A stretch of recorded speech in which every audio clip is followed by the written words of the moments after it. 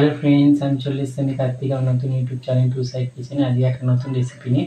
আজকের রেসিপি হচ্ছে ইলিশ মাছের আলু বেগুন দিয়ে ঝোল। সেটা বানাতে কী কী উপকরণ লাগে আসুন দেখাই। তার আগে একটা কথা বলে দিই, আমার চ্যানেলে যেসব ভিডিও ছাড়া আছে আপনাদের যদি ভালো লেগে থাকে লাইক কমেন্ট শেয়ার করবেন, বেশি বেশি করে শেয়ার করবেন। আপনি যদি আমার চ্যানেল নতুন হয়ে থাকেন প্লিজ সাবস্ক্রাইব করে দেবেন, নিচে পেলে নোটিফিকেশনটা অন করে দেবেন যাতে আমার ভিডিও আমাদের কাছে আগে পৌঁছায়।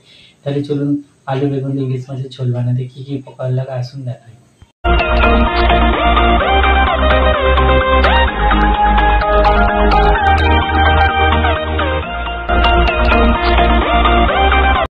আলু বেগুন দিয়ে ইলিশ মাছের ঝোল রেসিপিটা বানাতে কী কী উপকরণ লাগে দেখিয়ে দেবো। তার আগে একটা কথা বলে দিই, ভিডিওটা প্রথম থেকে শেষ অবধি দেখার অনুরোধ রইল।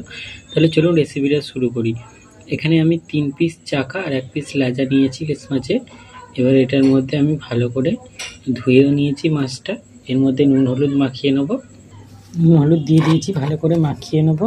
গ্যাসটা জেলে কড়াটা বসিয়ে দিয়েছি, কড়াটা গরম হয়ে গেছে। কড়াইয়ের মধ্যে আমি তেল দিয়ে দেবো মাছটা ভাজার জন্য। তেল গরম হয়ে গেছে, মাছটা দিয়ে দিয়েছি, হালকা করে ভেজে নেব। মাছটাকে হালকা করে 2 পিস হালকা করে ভেজে নিয়েছি আর তুলে নেবো। ওই তেলের ওপর দিয়ে দেবো কালো জিরে, শুকনো লঙ্কা, 4টে কাঁচা লঙ্কা চিড়ে রাখা, কেটে রাখা আলু দিয়ে দেবো, বেগুন দিয়ে দেবো, আলু বেগুন দিয়ে দেবো, নুন দিয়ে দেবো, হলুদ দিয়ে দেবো, বেগুন আলু আর ভালো করে একটু ভেজে নেবো। আলু বেগুন দিয়ে দিয়েছি, এবার একটু জিরে গুঁড়ো হলুদ দিয়ে ভেজে নিয়েছি। এবার একটু আমি জিরে গুঁড়ো দিয়ে দেবো, জিরে গুঁড়ো দিয়ে দিয়েছি, একটু ভেজে নেবো। আলু বেগুন ভালো করে ভেজে নিয়েছি, জল দিয়ে দেবো, জল দিয়ে দিয়েছি। এবার ভালো করে ঢাকা দিয়ে 10 থেকে 15 মিনিট আলুটা বেগুনটা ভালো করে সেদ্ধ করে নেবো। জলটা একটু কমিয়ে নেবো। জলটা অনেকটা কমে গেছে, আলুটা বেগুনটা সেদ্ধ হয়ে গেছে। এবার বেটে রাখা পোস্ত আর সর্ষে একসাথে বেটেছি সেটা দিয়ে দেবো।